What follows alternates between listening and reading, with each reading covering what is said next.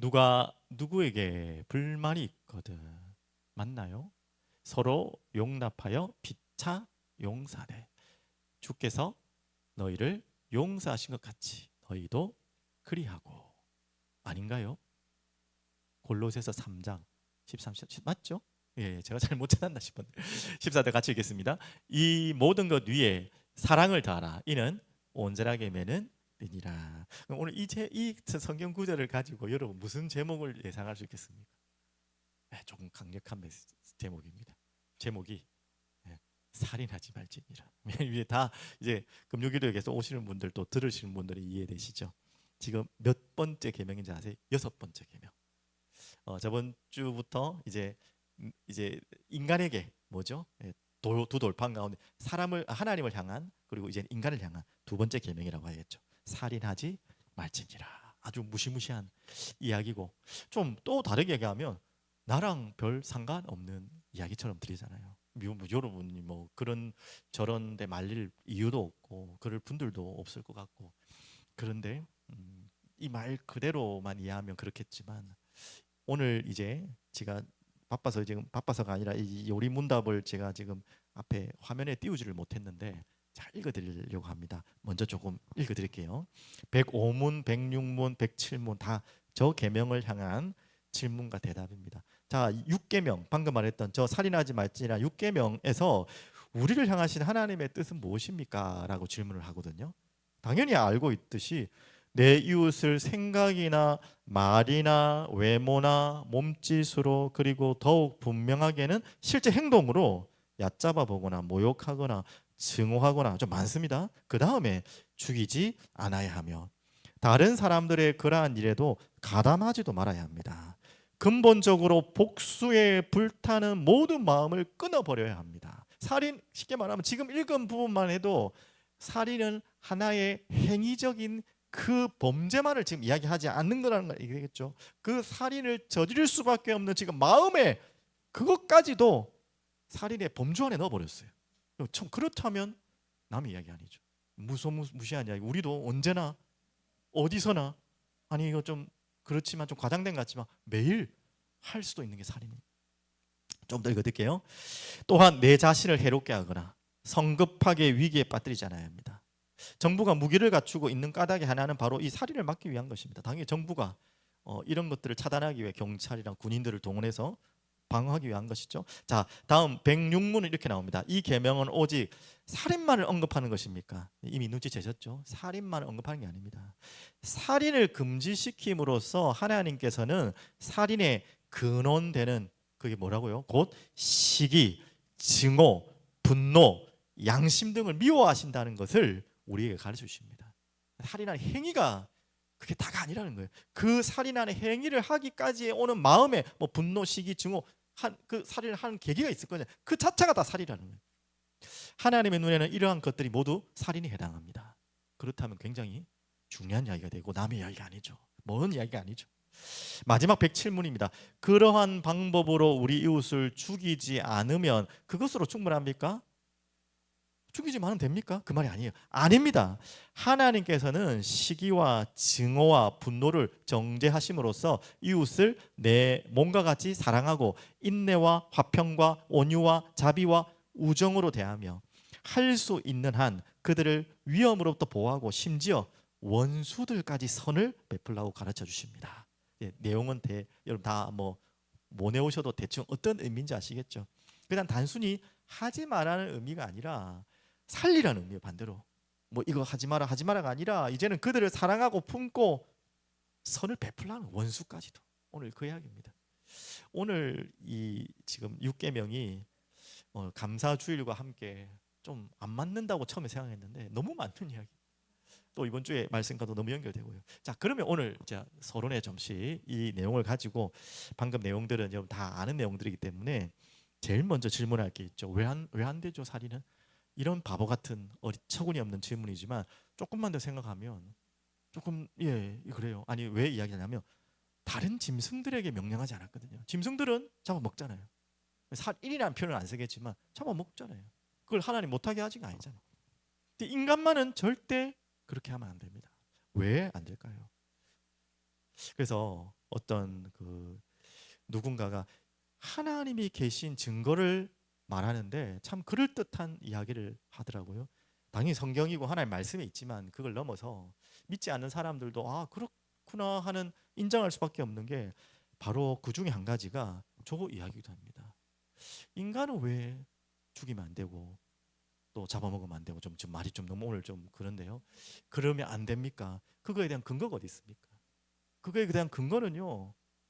성경 외에는 없어요, 솔직히 말하면.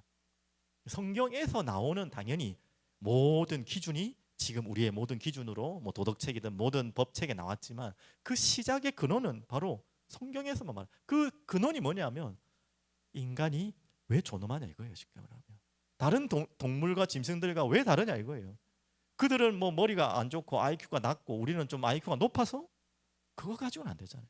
우리가 뭐 그들하고 완전히 다른 뭔가의 물질로 구성되어 있습니까? 아니거든요. 좀 다르지만 당연히 완전히 다른 물질이 아니에요. 뭐가 다르냐 아시다시피 인간이 존엄하고 인간을 죽이면 안 되는 이유는 뭐냐면 성경에 나왔는데 그 이유가 뭐예요? 하나님의 형상, 여러분 잘 아는 것처럼 하나님의 형상으로 피조됐기 때문에 그랬어요. 그래서 절대 안 되죠. 바로 영적 존재이기 때문에. 거기에 대한 말씀입니다. 창세기 9장 6절에 이렇게 나와 있습니다. 다른 사람의 피를 흘리면 그 사람의 피도 흘릴 것이니 이건 절대 죽이면 안 된다는 말이고 거기에 대한 반드시 죄에 대한 벌을 받아야 되는 거죠. 이는 하나님이 자기 형상대로 사람을 지으셨습니다. 그 이유입니다. 하나님이 자기 형상대로 우리를 만드셨기 때문에 절대 우리 인간을 피 흘린다는 말은 죽인다는 말이죠. 살인하면 안 된다는 가장 근거 있는 말씀이죠, 맞죠? 그래서 창세기 3장 이후에 많은 죄들이 시작됐지만 그 중에 아시죠? 가장 이 살인죄가 먼저 됐다는 거 아십니까? 그 많은 시작된 죄 중에서 그 중에서 살인죄가 먼저 시작됐어요. 그것도 형제간에 가장 사랑해야 될 형제간에 비참한 살인이 되었습니다. 그것을 보면서 인간의 마음이 얼만큼 부패할 수 있는지 하나님께 대적하고 불순종한 그 인간의 마음, 미움, 시기, 이 분노가 남도 아니라 지나간 사람도 아니고 자기 형제를 죽일 수 있을 만큼 우리 인간은 그만큼 죄성을 무시무시하게 가지고 있다는 거예요. 그리고 요한복음 8장 44절에 뭐라고 했습니까? 마귀를 뭐라고 했습니까? 살인하는 자라고 했어요. 마귀가 직접 살인합니까? 아닌데요. 그 마음을 심는 거예요. 그만큼 살인, 하나님이 가장 싫어하신 이야기고 또 마귀가 가장 강력하게 사용하는 도구이기도 한 것이죠. 반드시 우리가 이 이야기를 가볍게 넘으면 안 돼요. 자, 그래서 오늘은 직접적인 행위보다는 뭐 여러분 그걸 뭐 제가 가르칠 필요도 없고 여러분 너무나 잘 알고 믿지 않는 사람들도 알고 있는 내용을 우리에게는 더 좀 근본적으로 파악했으면 좋겠습니다. 바로 그 근원되는 오늘 마음의 부패가 얼만큼 무서운지. 살인이라는 행위라는 행위가 오기 전에가 더 무서운 거거든요. 그 마음의 부패가 얼만큼 심각한지를 먼저 깨달아야 됩니다. 자, 예레미야 17장 9절, 마가복음 7장 21절 24절. 자, 마음의 부패가 얼만큼 심각한지를 잘 설명하는 구절들 한번 쭉쭉쭉 한번 보겠습니다. 자, 한번 읽어볼게요. 만물보다 거짓되고 심히 부패한 것은 마음이라. 그게 마음입니다. 그래서 누가 능히 이를 알리오마는. 자, 또 있죠. 마가복음 7장 21절 23절 이렇게 나옵니다. 속에서 곧 사람의 어디에서? 마음에서 나오는 것은 악한 생각 곧 음란과 도둑질과 살인과 간음과 탐욕과 악독과 속임과 음탕과 질투와 비방과 교만과 우매함이니 이 모든 악한 것이 다 속에서 나와서 사람을 더럽게 하느니라. 그래서 우리는 살인이나 행위를 당연히 안 해야 되는 건 말할 필요도 없고 이 오늘 요리문답도 그렇고 성경에도 예수님이 직접 말씀하셨고 그 행위를 하지 말라는 건 말할 필요도 없고 그 속에 마음조차도 살인이라는 거예요. 그 마음의 씨앗이 열매 맺는 것이 그 행위이기 때문에 그만큼 마음이 너무너무 우리가 부패했다는 것을 알고 있는 것이 너무 중요하죠. 자, 조금만 더 볼까요? 갈라디아서 요한 1서 5장 3장 15절 이렇게 나옵니다. 이 마음이 부패해서 어떻게 됩니까? 그 형제를 나와 있죠. 정확하게 나와 있네요. 미워하는 자마다 이미 뭐한 자라고 했습니까? 살인 너무 과한 것 같기도 하죠, 맞죠? 살인하는 자마다 또 영생이 그 속에 거하지 아니하는 것을 너희가 아는 바라. 자, 또 계속 한번 읽어보겠습니다. 예레미야 4장 이게 뭡니까? 창세기 4장 잠언 이제 눈이 좀 안 좋네요. 제가 자만 4장 23절인데 죄송합니다. 이게 지금 화면이 넘어가 버렸네요. 제가 한번 좀 읽어드릴게요. 마태복음 5장 21절 22절이거든요. 제가 한번 막 저기 짬뽕이 됐네요. 마태복음 5장 21절 22절 제가 읽어드릴게요. 옛 사람에게 말한 바 살인하지 말라 누구든지 살인하면 심판을 받게 되리라 하였다는 것을 너희가 들었으나 나는 너희에게 이르노니 형제에게 나와 있죠. 노하는 자마다 심판을 받게 되고 형제를 대하여 라가라는 말은 아시죠? 이 라가라는 히브리인의 욕설입니다. 하는 자는 공회에 잡혀가게 되고 미련한 놈이라 하는 자는 지옥불에 들어가게 하리라. 이렇게 나와 있죠. 이 마음의 부패로 인해서 오는 이 마음으로 행하는 그 자체가 이미 살인이라는 겁니다. 그리고 한 구절 더 볼게요. 로마서 1장 28절 한번 보겠습니다. 로마서 1장 28절. 가장 우리의 부패한 마음의 결론을 잘 설명해 놓은 구절 로마서 1장 28절부터 한번 제가 읽어드릴게요. 또한 그들이 마음에 하나님 두기를 싫어하며 이게 근원입니다. 마음이 부패한 모든 근원이 이겁니다. 마음에 하나님 두기를 싫어하며 그 결과가 하나님께서 그들을 그 상실한 마음대로 내버려 두시는데요. 합당하지 못한 일을 하게 하는데 어떤 마음입니까? 불의 29절 추악, 탐욕, 악의가 가득한 자요 시기, 살인, 분쟁, 사기, 악독이 가득한 자요 수근수근하는 자요 비방하는 자요 하나님께서 미워하는 자요 능욕하는 자요 교만한 자요 자랑하는 자요 악을 도모하는 자요 부모를 거역하는 자요 우매한 자요 배악하는 자요 무정한 자요 너무나 많습니다. 무자비한 자요. 근데 32절이 중요해요. 그들이 이 같은 일을 행하는 자는 사형에 해당한다고 하나님께서 정하심을 알고도 자기들만 행할 뿐 아니라 또한 그런 일을 행하는 자들을 옳다 하느니라. 이 마음의 부패의 결과의 끝판왕입니다. 그것이 잘못됐다 정도가 아니고 옳다고 할 만큼 그만큼 이 마음이 부패한 마음이 이렇게도 될 수 있다는 것입니다. 자, 그러면 넘어가서 우리에게 중요한 답이죠. 어떻게 하면 그러면 이 마음의 회복이 또 마음이 왜 이렇게 중요합니까? 자, 이상이 됐네요. 마음의 회복. 자, 보겠습니다. 오늘 마음의 중요한 비밀이죠. 마음의 회복인데요.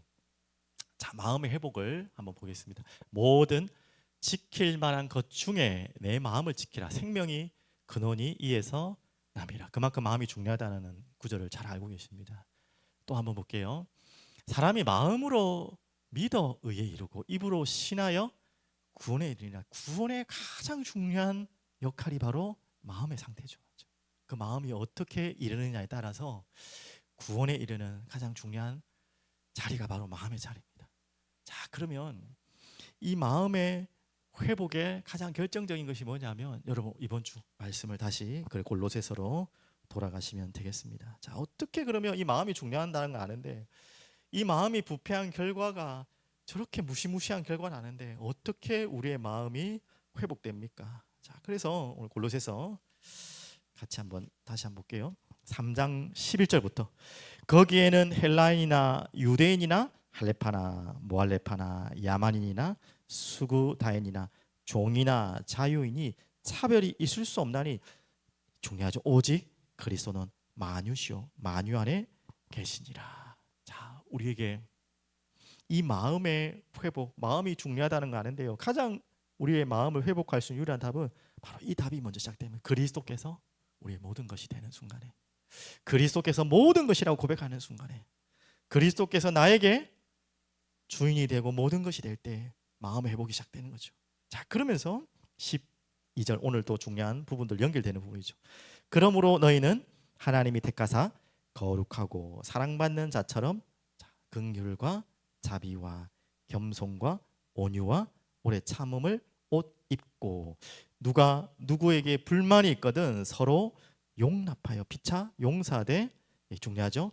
주께서 그리스도께서 너희를 용서하신 것 같이 너희도 그리하고.